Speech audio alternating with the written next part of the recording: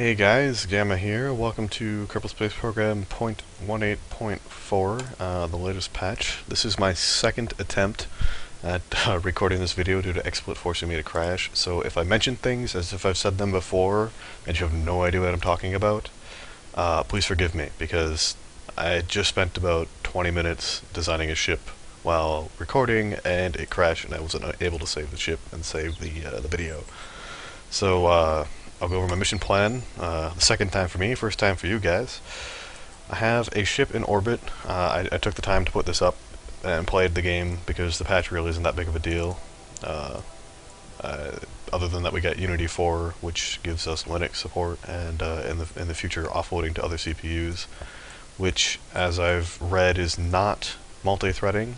It's more or less offloading compression and other strange things to other CPUs so that your main CPU can focus on the game.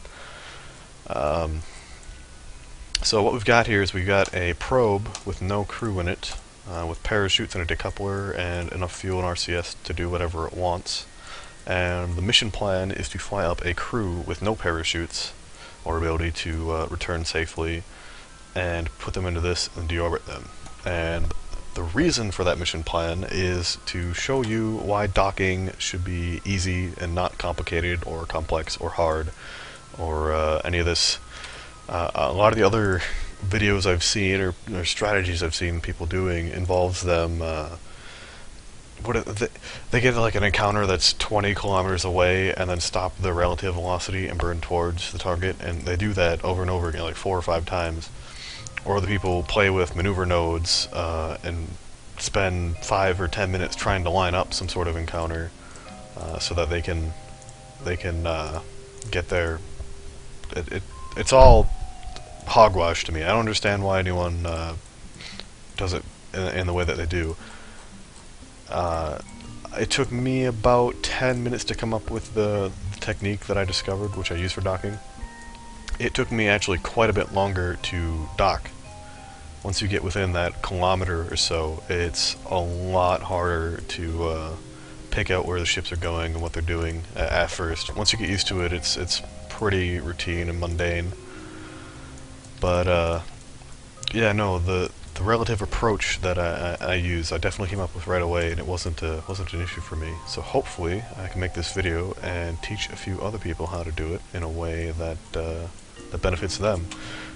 I'm also going to follow the Clean Space Act throughout this series, in which I try not to leave any debris in orbit. So I'm going to add a probe body on top of this 3-man capsule so that I can deorbit it at a later time. And I'm just going to add some solar panels because it's nice to be able to actually have power to the probe when the crew exits the vehicle. Otherwise I'd look like an idiot for trying to return it. Just chuck some RCS thrusters on here.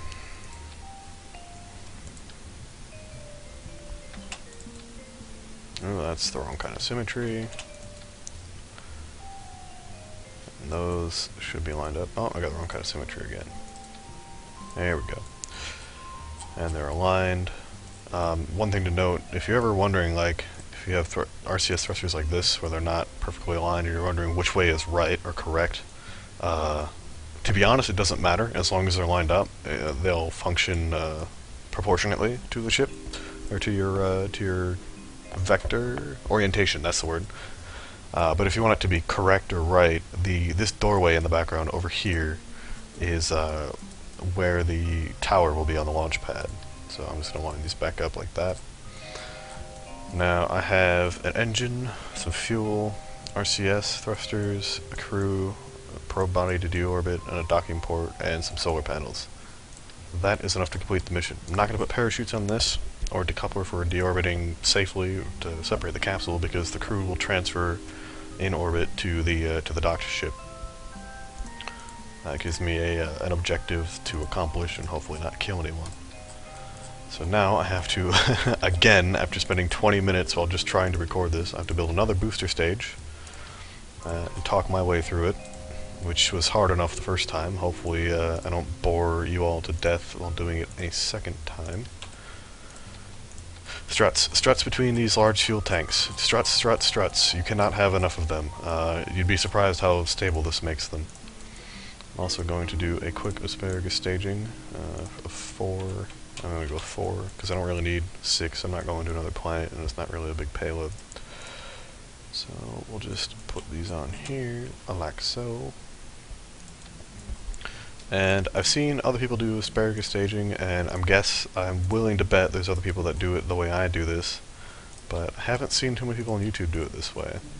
You'll see I'm building a set of 2, and I'm not doing anything else to them yet until I add all the struts that I want connected to the center stack.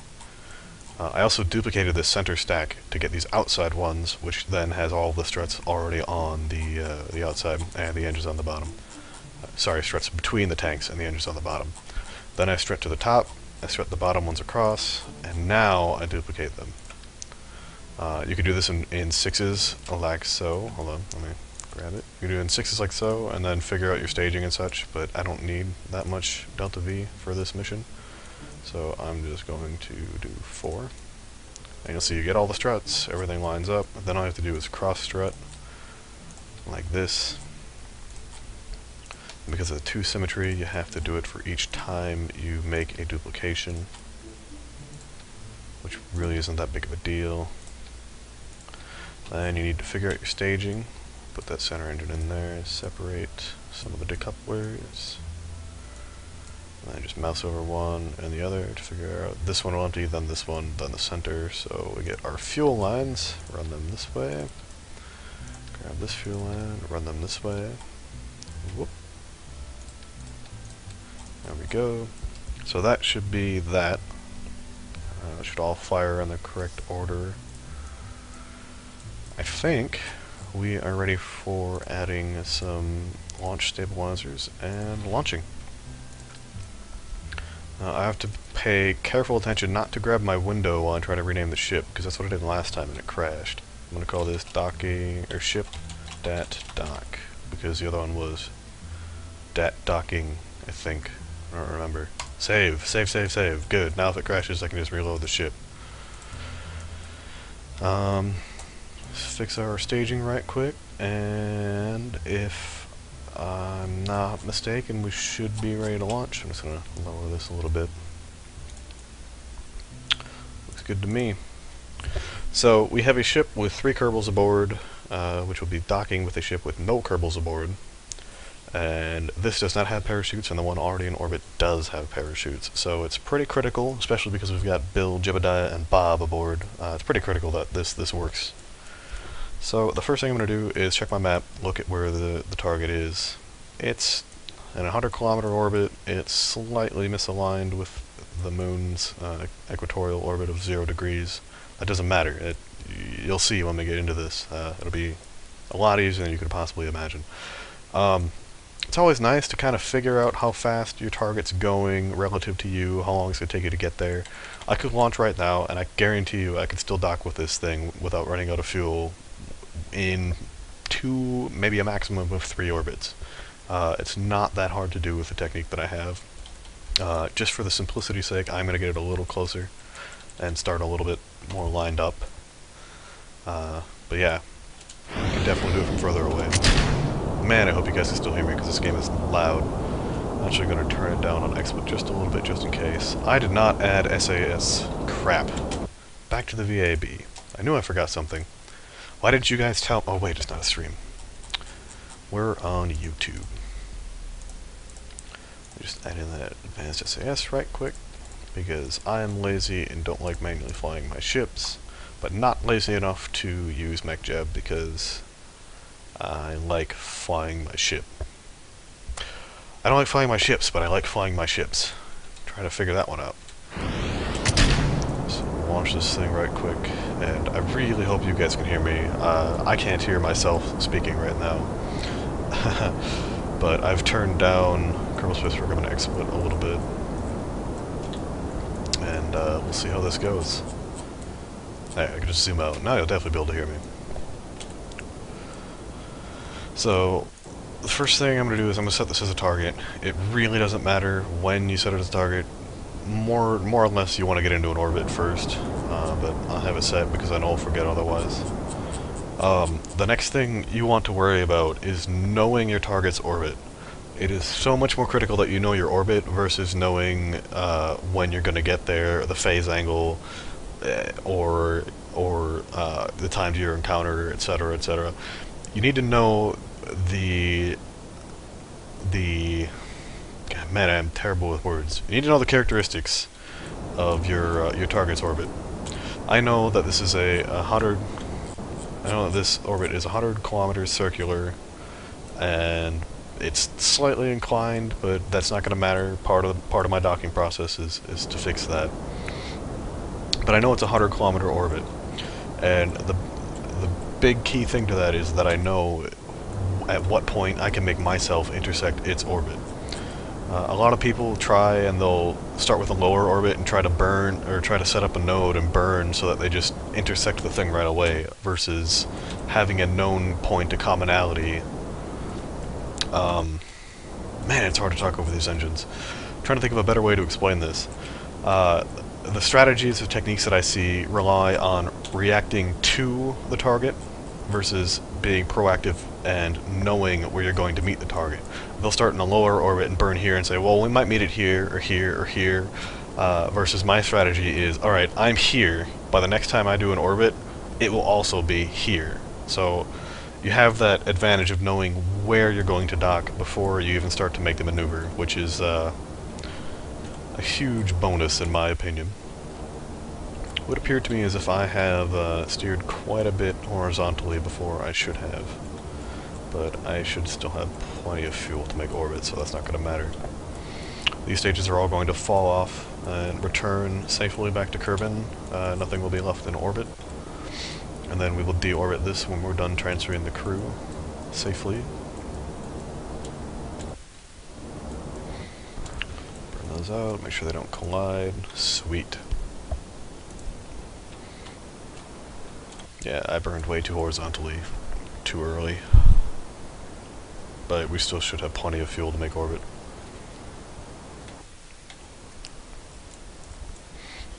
But yeah, I mean, a lot of people, a technique that again, an example of what I've seen or how people do it is that someone would get into like a 90-kilometer orbit and then do a burn and wait until they see the encounters pop up, and then they would mess with a maneuver node, trying to get those as close as possible, and then accept it and deal with it. And then when they got to the maneuver node, they would cancel their relative velocity and burn towards the target again, which is great. It's not a bad approach, but my strategy, as far as I'm concerned, is a lot more efficient.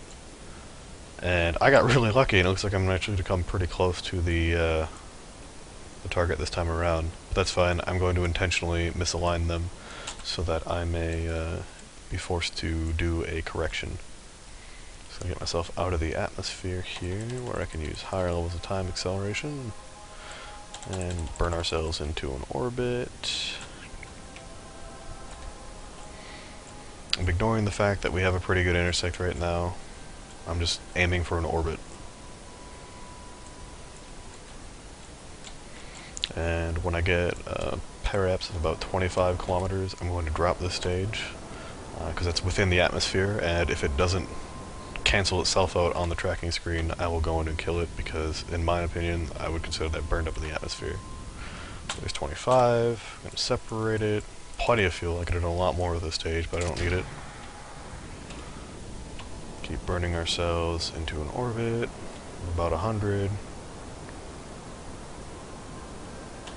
Alright, cool. So, first thing when you're going to dock, don't worry about the intersects. Don't even... I'm going to put myself in an elliptical orbit just to further my point. Alright, so I'm in a 150 by 104 orbit. I'm higher than this thing ever reaches. Doesn't matter. Don't worry about fixing that. You need to know your target's orbit, which in this case is 100 circular, but don't worry about it until you've fixed your inclination. It is so important. If you don't have your ships inclined in the same plane, there are only 2 points you can ever meet during your orbits, and that's crap. So I'm going to warp until I get to the planes, and I had to learn this before the maneuver node system, so I just know that when I get to this one, I need to burn south. I'm not gonna go into how plane changes and such work. Just that'll be a later video. Just you need to know that for docking you need to be on the same plane, and you need to know how to align your planes. And no, 0.01 or 0.02 or 0.05 is not good enough. You really want to be within 0.01 or to say 0, preferably. See, 0.0. It's possible. It's actually relatively easy. Not that big of a deal. It took me like 30 delta V in about 15 seconds. So the next thing you want to do is get your orbit to, once you're aligned on the same plane, you want to get your orbit to touch the target's orbit. Touch it somewhere. Doesn't matter where. It really doesn't matter in any way. I'm going to go up till about here, and I'm going to do a retro burn until I see my para-apps hit 100 kilometers. That point is going to be on the next orbit when I dock, or at least when I encounter the target. So I'm looking at my para-apps, and I went too far. I'm at 98. I need to go back up. Just aligning my ship right quick. It's so hard to keep talking for videos like this. Alright, so my para-apps is about 100 kilometers. Now, I know what you're thinking. Well, 100 kilometer orbit could be 100 kilometers, it could be 100.9 kilometers.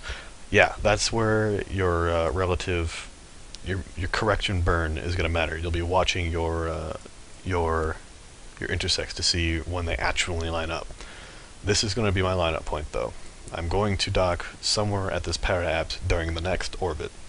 And there's just 2 more little correction burns we need to do to make that happen. In this case, I will be traveling slower, and no, I'll be traveling fast. No, I'll be traveling about the same speed, but it will be ahead of me. So the right way to do it would be to do a burn my orbit lower. But since I'm only at 100 kilometer orbit, I'll probably end up going into the atmosphere. We'll give it a shot. And if not, I'll just burn the other direction and have a really large elliptical orbit with a ton of delta V to cancel in order to make the dock, which obviously would be cooler for YouTube. So we'll just try. You'll notice if I mouse over this, you can see the separation coming down basically right with the throttle.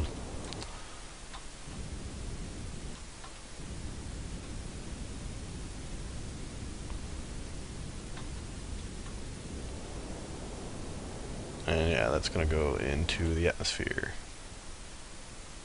So we're going to go the other way around and give ourselves a really large elliptical orbit so that this thing will orbit twice by the time we come back around.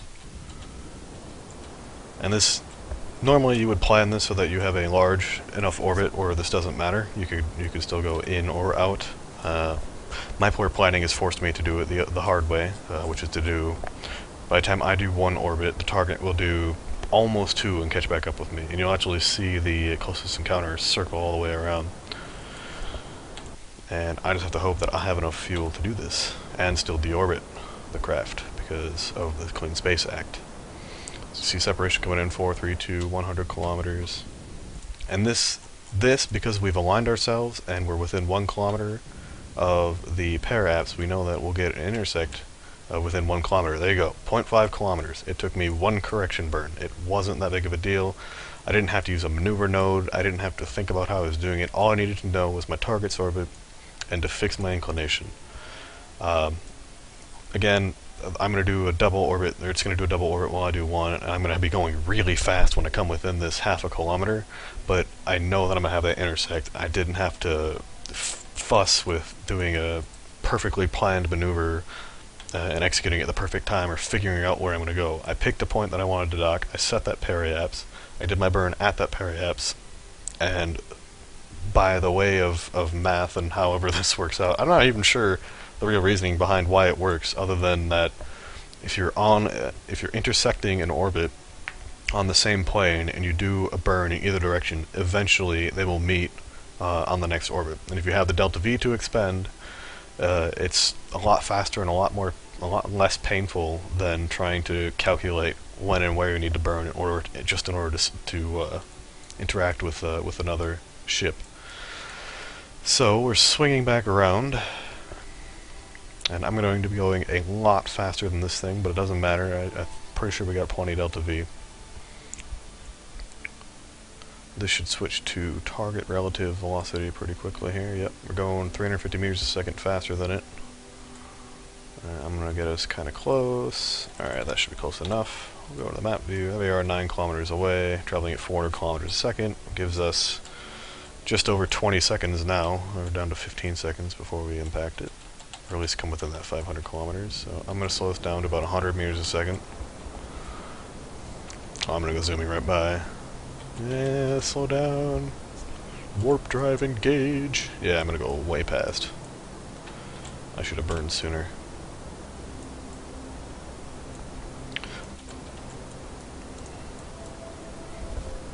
But as you can see, that technique, if you know what you're doing and don't have to do a double orbit like I did, works a lot better than the whole stop, cancel your velocity and burn towards it again from 20 kilometers. You don't need any of that. I'm just going to burn towards it at about 20 now. Again, from less than a kilometer, mind you. None of this 20 kilometers crap. Get ourselves kind of close. Whoop, whoop, whoop, whoop. Not use too much time more. I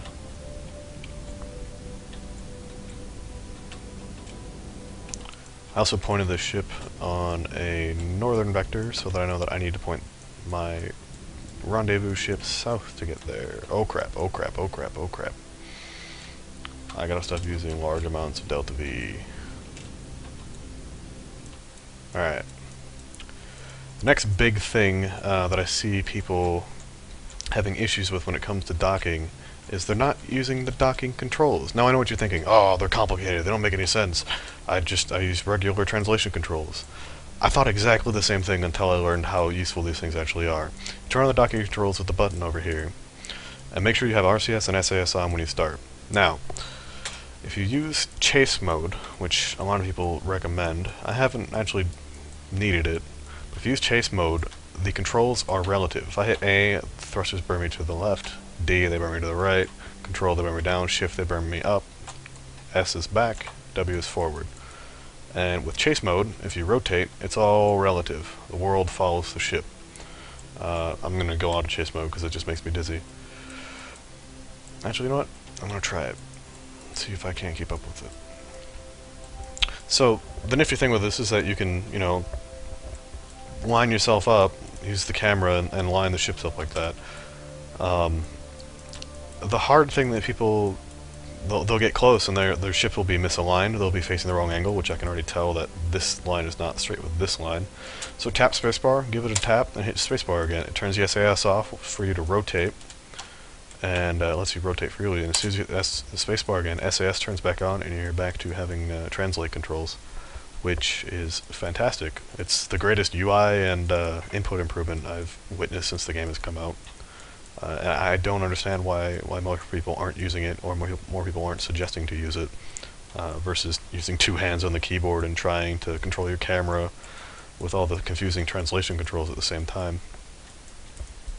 So I'm just kind of reacting based on how I see the thing moving here.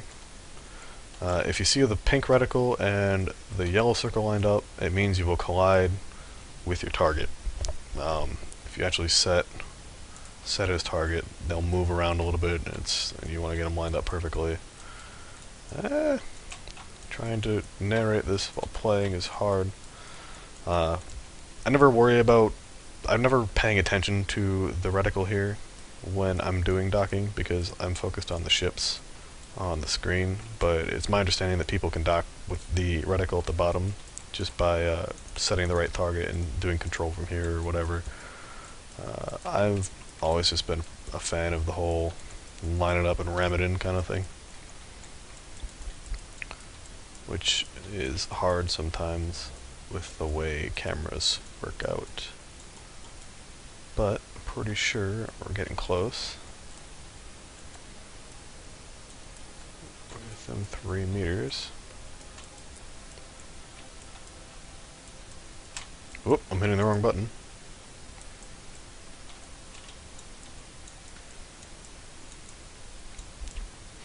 And we're just getting it lined up.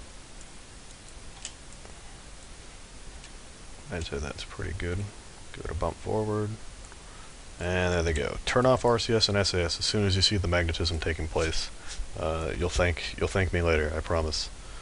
Cool, we've docked. Let's get around to the light side of the planet because it looks cooler than the crummy black dark side. Doo-doo-doo. Now that took a lot more Delta V than it needed to, but it was quick and it was easy and I didn't get frustrated or miss or have to think about what I was doing. It just lined up and worked. So now I EVA the Kerbals from, let's see, let's rotate these. Ooh, the doors are almost lined up. Rotate from the, I'm going to transfer the Kerbals from the one without parachutes to the one with parachutes. I'm going to turn off SAS. I'm going to go into time warp. Turn off SAS. Crap. There. So we'll just get them transferred. Jebediah obviously going first because he's the coolest. I didn't check if they implemented the transfer through the docking port, so I'll try that quick. Okay, Jebediah aboard. I can transfer electric charge, but I can't transfer crew. That sucks. Either way, let's transfer our crew, get the rest of our crew transferred. Bill will go next. This game is so cool. There's been other games where you can kind of do things around planets like this and orbits, but the thing that really gets me with Kerbal Space Program is that I built these ships and I manually flew these together, and then on top of that I got out of them and put someone in another ship, and that's only the tip of the iceberg. Going to other planets, all the docking and refueling and all the other stuff you can do is just it's amazing, and we're only still in alpha in this game. Oh, that's interesting graphical glitch there. I'm really looking forward to this game entering beta and getting towards its final release, which will have a full campaign mode and everything. It's going to be an amazing game to play. But even now, just with Sandbox, it's easily the most satisfying game I've ever played in the last 5 or 10 years. So we've transferred our crew, and I'm going to transfer some fuel. How are we on fuel? They both have plenty of fuel. I'm going to transfer electrical charge to the probe. Out, in on that one. That'll give us enough battery juice to deorbit this, which will be good. So we'll go ahead and undock. And we've got our 3 crew aboard the one with parachutes, right? Yes? Wait, hold on. Yes. We'll switch to the probe, which has limited resources, even though I know I added a solar panel. And we'll switch back to the staging mode. That's why my controls aren't working. Remember that. If you turn docking mode on, switch back to staging mode to get rotation back. Otherwise you'll be really confused why your ship doesn't seem to have any control. So we'll just put this on a collision course with the planet. Not really aiming anywhere specific. Doesn't have a periapse, which means it will crash. Now this one, we're not going to land at Kerbal Space Center because it's on the dark side. We're just going to land on the day side, hopefully on the water. Ship at dock will be crashing back to the surface.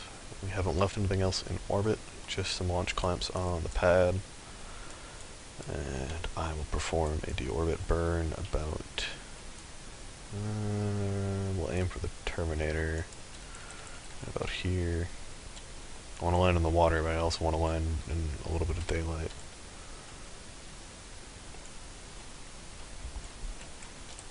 Alright.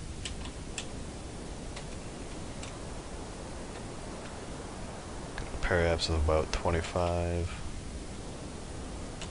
Yeah, that should put me in the water, hopefully.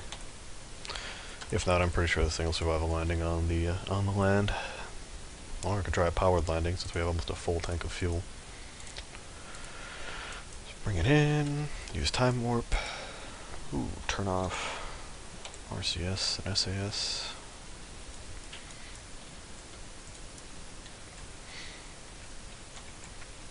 it's really hard to wrap your head around the amount of space, for lack of a better word, the space that's available to you. I mean, when you start to realize the distances that you travel and the speeds that you're traveling, and the fact that you actually have complete control of the vessels in this game, it's mind-boggling. There's other games that attempt to do things like this, but you're usually on some sort of rails or some other sort of guided path. There's no with Kerbal Space Program, there's no real limit. You could totally build something that orbits inside the atmosphere as long as you keep burning the engine. That's fine. You could build something that intersects the atmosphere and burn the engine every time you get there. That's fine. You could build planes that fly up to the edge of the atmosphere and then turn on rockets and go into space. It's just amazing. And it's only going to get better, and it's only going to get more expensive. So, I mean, if you do like the game, if you're enjoying these videos, pick the game up. I paid $15 for it back when it was in .14, I want to say, or .15 or 1.3, I don't remember. I paid $15. It's already up to $23 now. It's only going to get more expensive as they do more features. So, I mean, especially even if you buy it now, forget about it for two years or however long it takes them to finish the game. You'll thank yourself later when it comes out as a full game and you get to play it. I'm going to burn up and try to get towards the water.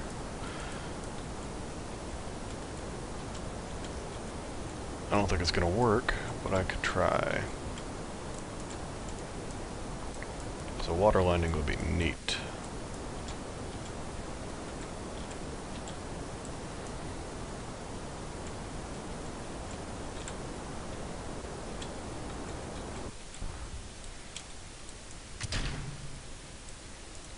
Yeah, we're not going to be landing in the water. That's fine. Pretty sure this will survive the landing. Total mission time was 3 hours, and that was a docking, crew transfer, and a really long elliptical orbit to line it up.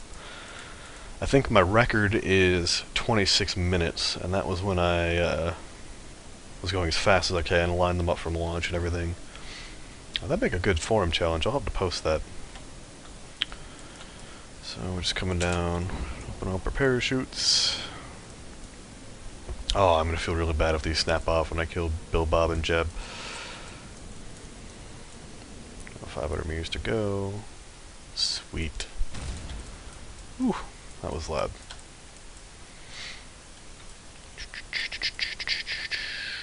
Woo! So yeah, thanks for wasting your time watching my videos. Give them a thumbs up, share them with your friends, etc. Leave me some comments, give me some ideas of what you'd like to see me do. My plan so far in the next video that I'm going to do is a trip to Duna while still following the Clean Space Act so that I don't leave anything strange in orbit. No debris. That'll be a challenge for me because I'm used to leaving a lot of debris. So yeah, again, thanks for watching. Give it a thumbs up, tell your friends, post some comments, tell me what you'd like to see, what you like, what you didn't like, what I should change, and have a good one.